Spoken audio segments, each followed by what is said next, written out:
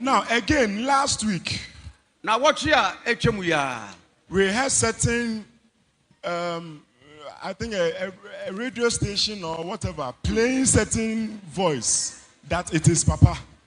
Now what you say radio Okatakyie be airborne Nibia. What I say and then no Papa.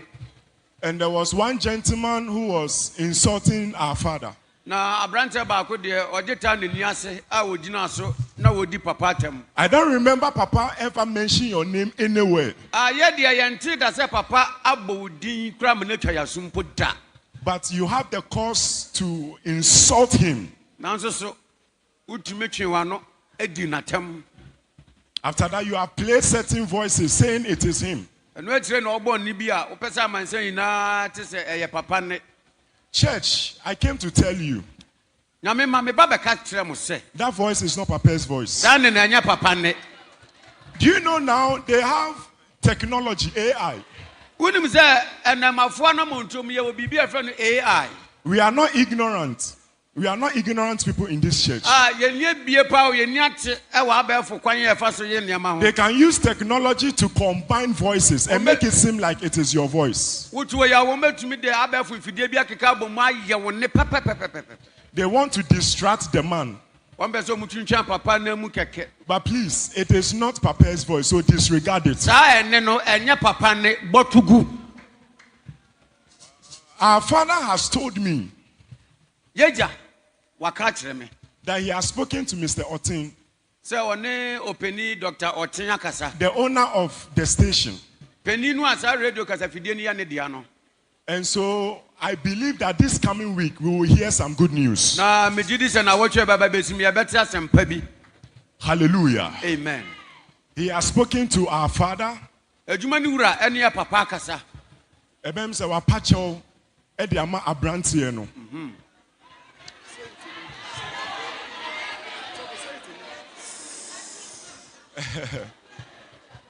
So like I said, a child pabi abba. I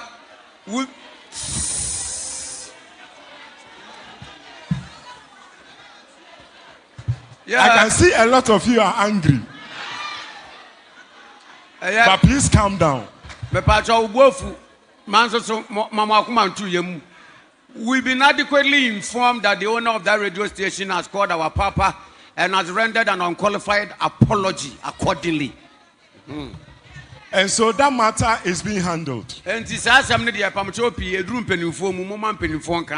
But please, let me say this again. Please stop insulting our father.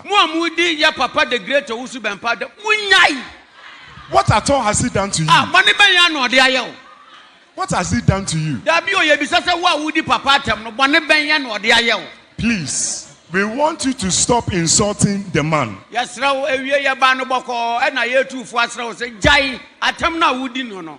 Hallelujah. Amen.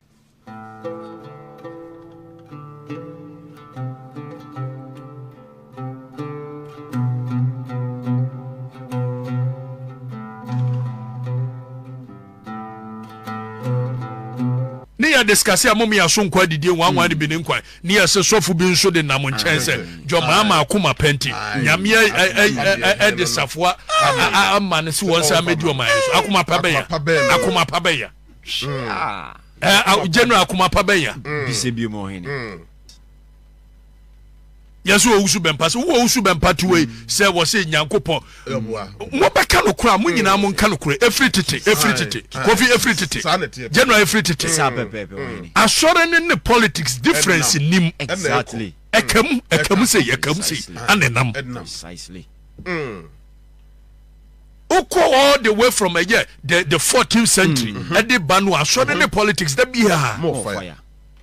Enti Catholic nie na Roman Empire ni nie na Roman Empire ni peso ye bibia no use Catholic ne se momfa empire bi we mame ne ade na se sanete ti dem exactly Martin Luther Day eye Protestant ne de ban die baye ko ade ban no ko Malcolm X war ye revolution Malcolm ye X ye nyina no de eye Islam that time no eye prophet eye na prophet ye later omom woni de benya ntokoi ni nyina nyina sa de tie revolution bia no wo ye politics e so wunya religious leader gina won chen na fa mo nhyase nka no kore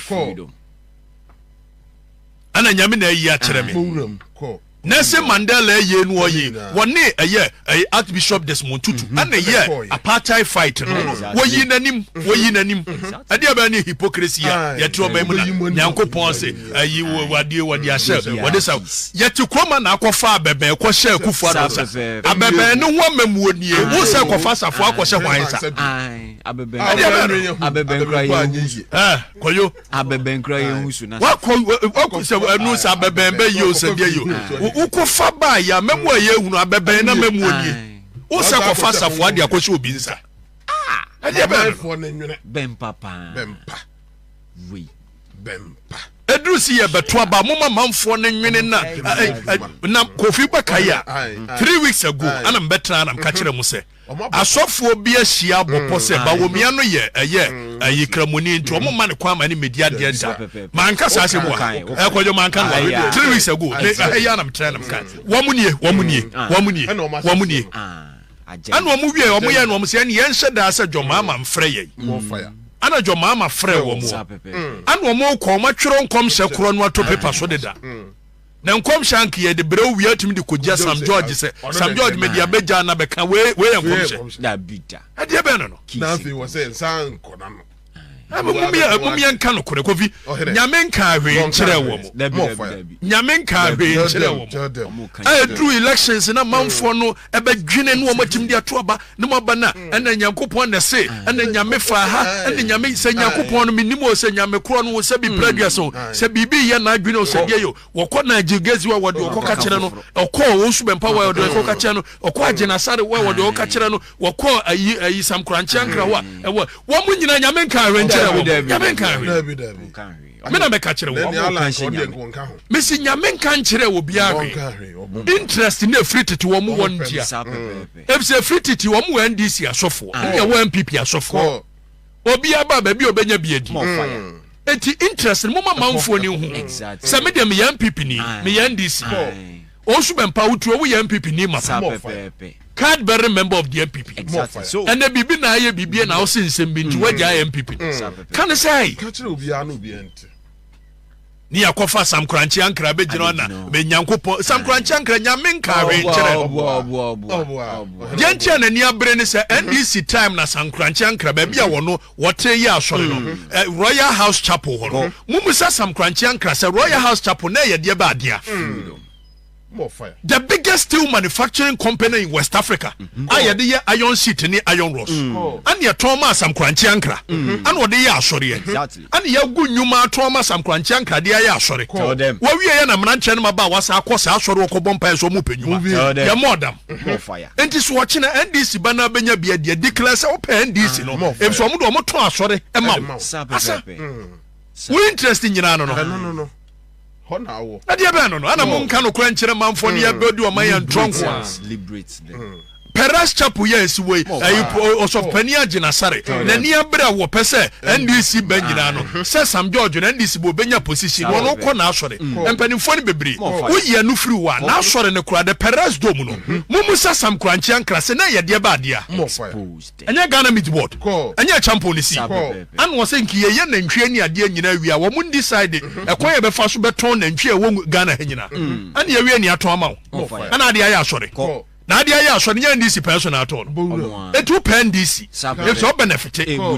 Na se bi mpraduasa ye gu Ghana meet board no dia ma se fa ye asore na wie na mranche no maba wa bewura ho e be bompa ye dia padwuma ye modam. More fire.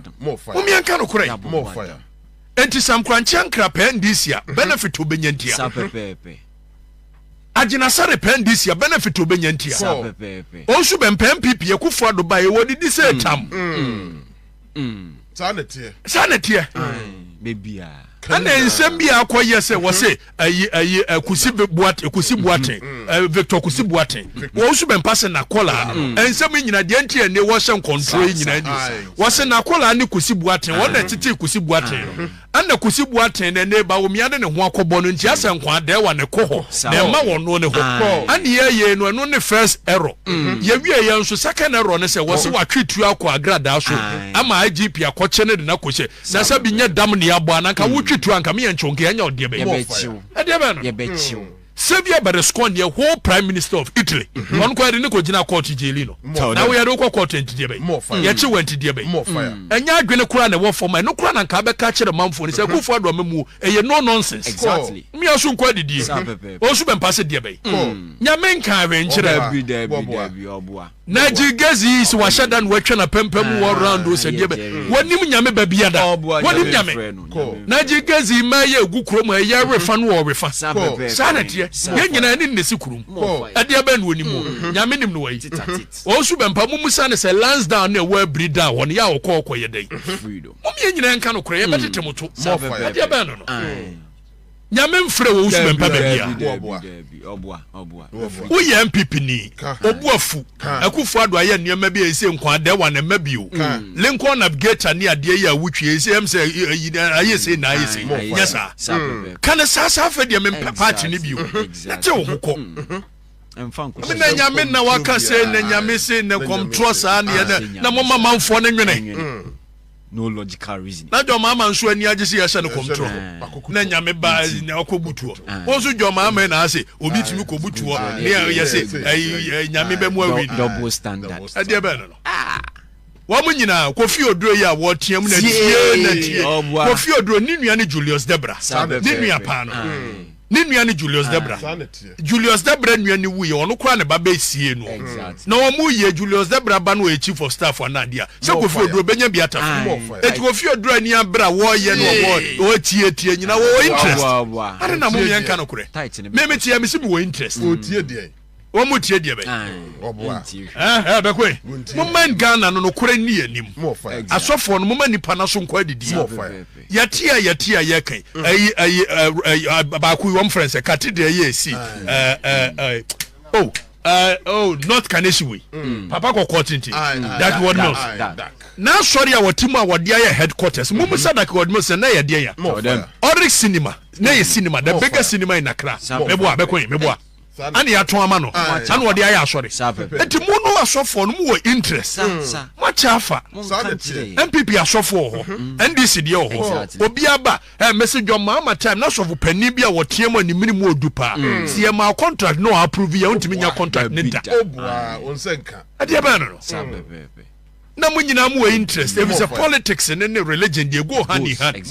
Eti konfa no chinie na se tutu nie se tutu ye political head na konfa no che religious head sanity everywhere precisely mummy ansha se nka no kure from the Renaissance era ba ye na Islam kura no ye fa eni ade ni nyina mu Mahatma Gandhi the Hinduism ni ade na build eye India mummy nka no kure enti media me yan pipi ni onso ye sofo ye NDC ni kanukure nyame nka hwe na jigazi nyame nka hwe nkyere no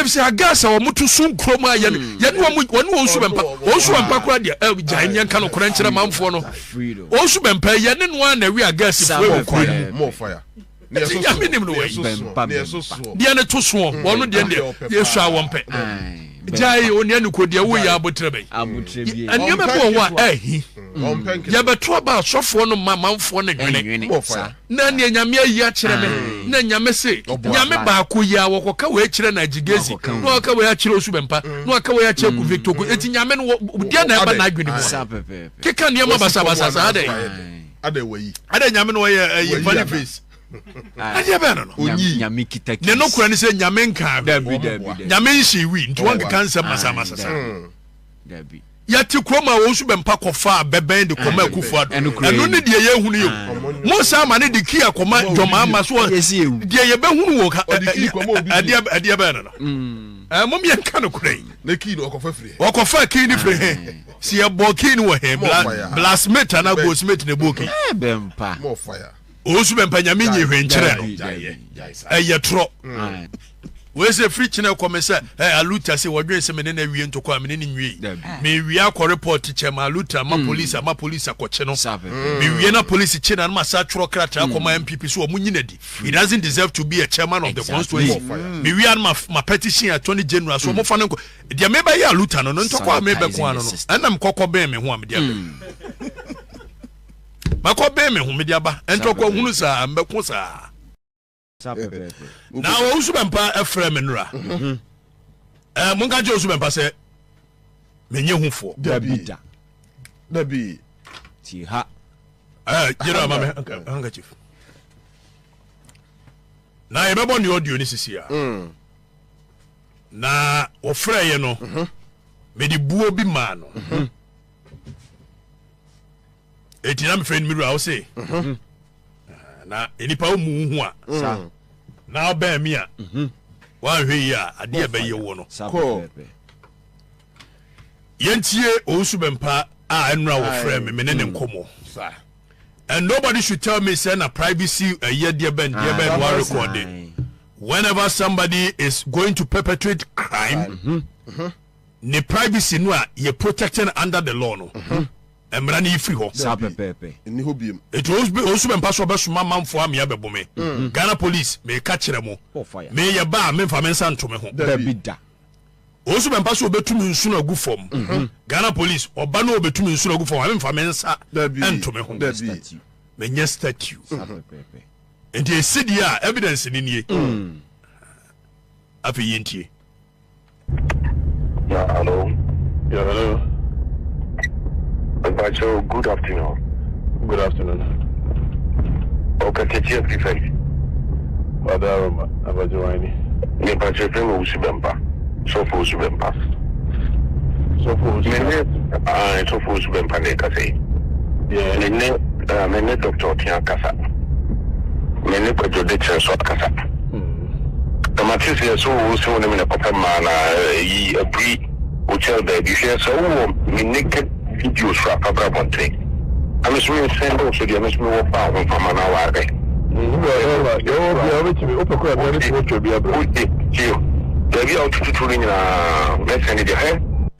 so Owusu Bempah or be make statement to be wa ha. Gobi o say baby a wotututuo ni nyina mesende dia bro. Na Owusu Bempah wo ye nyansani a. Eti ye ka kire o say sa ko wotututuo no enti enka bibi nkire wadwene. Onya nyansani. There's obi a one more damn dear want to tutu. I'm proud to me petro asem. When I see Ghana, I'm happy. Precisely. May I trigger happy. So obi catch us a kwano petro to it doesn't not tell you anything. Me ma catch them say movie as you Olivia too boring mommy. Freedom. Sending can't no one can be about this and get your ponkoso ye kokon club.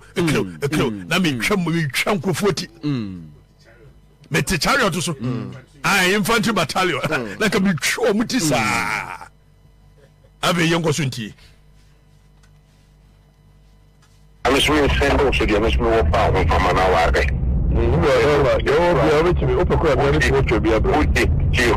maybe out to in messenger head.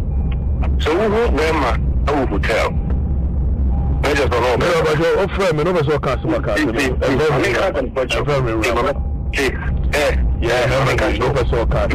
Junior brother, I will give a cheap tray.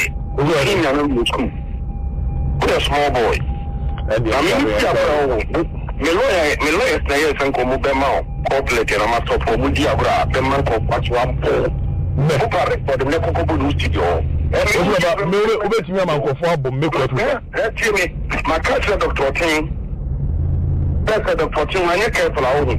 You look good radio station. Only about maybe we bet me a monk for Mimikuba. Mamma direction to Fiona. And I will be Mamma direction, maybe I will be at Michigan.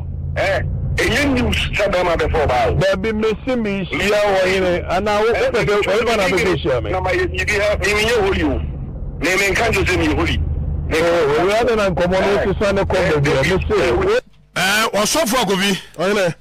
we nipa di wo machi na nipa no ase abobo adam bina na sofo otimi ka se menye holy o onye holy wajitum sofo a wajitum se enye news se be ma befo ba na nim se enye news de tu woni abere ntokwa ne de he mo na mo de niema bia katemoni a mo wi agas ni krom ha na mo de nyamesoma katemoni ana me pierce the veil of a year woni no amodi no se mo nyina mo wi agas fo no sanity ne nyina ya wi bidia ade na wo no se bia tuwe wo kena obi sore no se me wura kwa kutia wi agas ni news ni de wa ware bebre eti news ni de mo kam no kore meme tia na beka se yezika de chie wi agasefo na kam ko we nkokọ ne mponche na ni nwan bisabi na momudi nyamesum katemoni ana nyamese se wanyesi nyamensu wo mo dam wo keka nsem basa ana ya toto anu aba be nwura mekọ Afrifa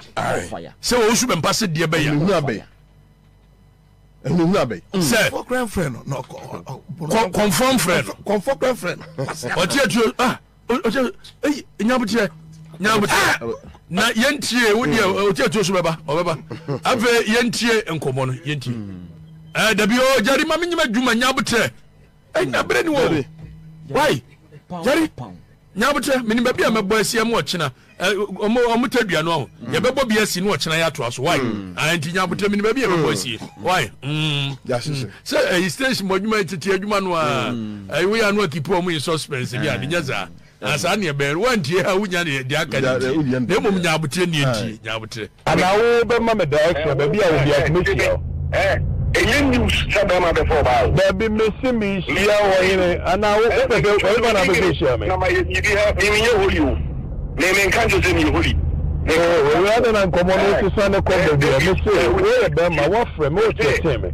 ana mi mi shia wa na wo be shia me mu de okay chem da bia tell me na me shia osisi ya me na ma yes circle me ba chi motenjupa wo wa he fa we tell me no is the one any fan of it shia wo shit machine meji wo so go for mo pa ye shia but dam chia wo yo we we nyan ka we na wo yo ba no wa kwa tia boy ba na be shia me na ma yibi ha mi nye holi o me kanjo se mi holi we ada na nkomo no ti so ne sabe ma before ba baby messi mi shia wo yire ana wo pe ba na be shia me na ma yibi ha mi nye holi o me kanjo se mi holi we ada na nkomo no ti so ne ko be bia messi we be ma wo frɛ me o tete me ana mi shia wa na wo be shia me mu de okay chem da bia tell me baby na me shia osisi ya me na ma yes circle me ba chi motenjupa wo wa he fa we tell me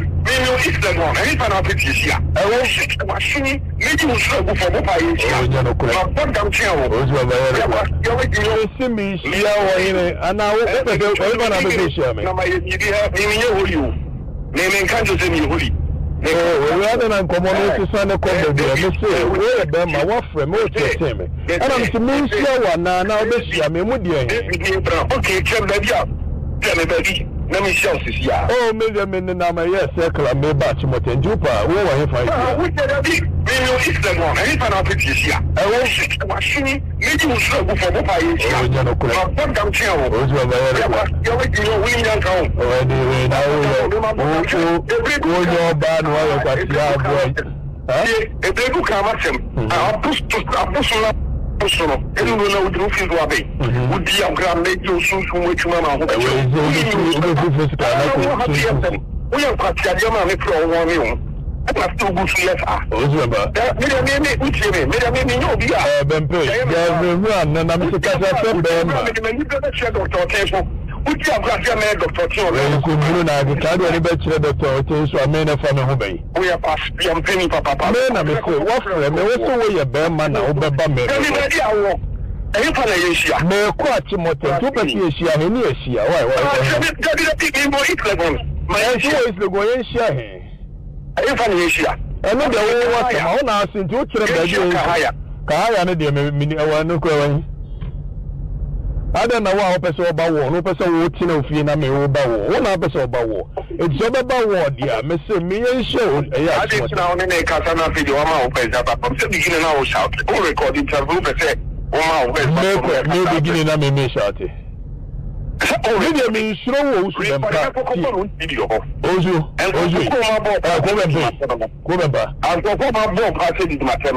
for will be an Obetia bomb, me Casamacho. Now, what Fremenas or person, me Cassa, and we run in Fama. The Castle pay. I will be now, yeah. I don't mind my natural. What do you mean?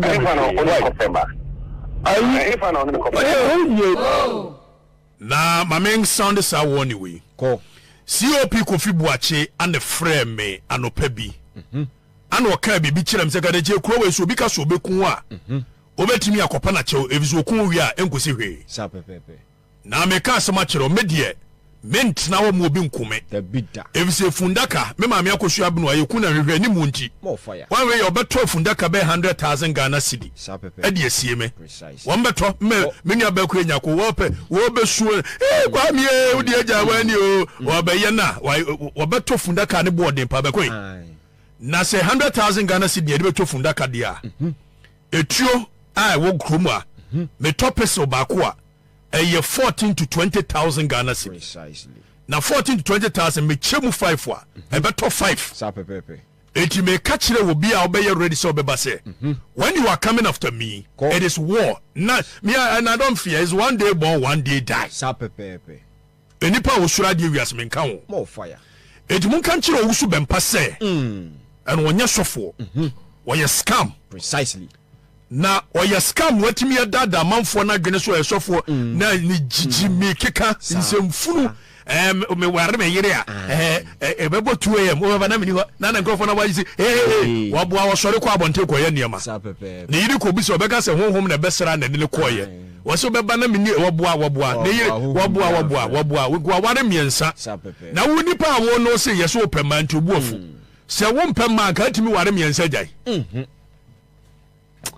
ya na Owusu Bempah of man kosa wo concert no a one boys ni o kromu ani ade me wo ye ka angel metra from 6 am to 10 edi ko ani abri na ka me huni ye me na si o meti ye si Owusu Bempah ba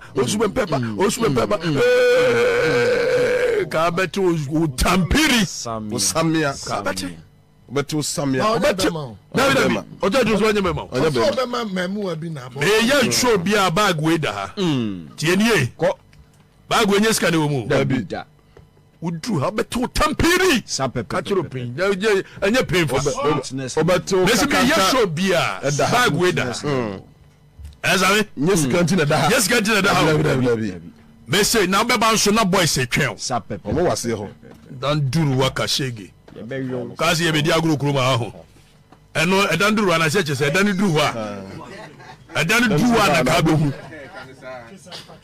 mentwen sai dan duru na mentwen okay dan duru na be hu